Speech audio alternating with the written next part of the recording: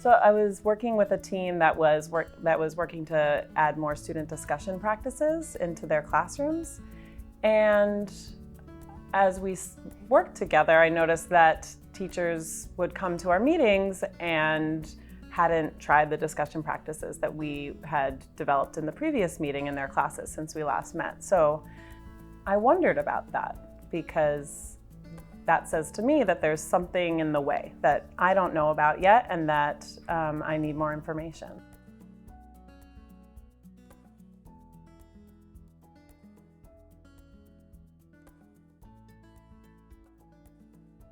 To me, I view moments where team members are not following through as a place to be curious about rather than something to just push through.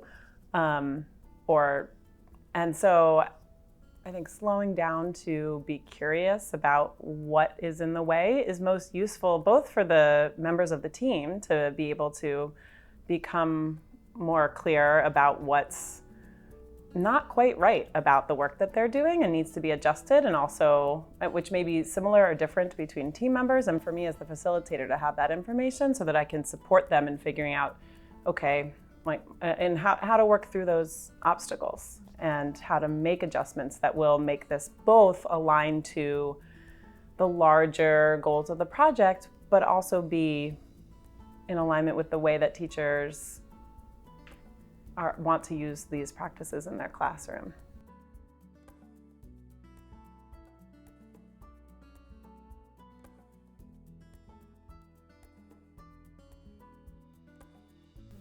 So slowing down and in a really non-judgmental way, asking questions about well, what stopped you from using this since we last met? Or what about this doesn't feel like a good fit? Or how could you imagine this being more what you need it to be? Doing that week after week, we built a group culture where team members felt comfortable bringing up their concerns. They felt comfortable talking about the ways that they wanted this to look different, and together we built a team that could make something that didn't just look good, but really worked.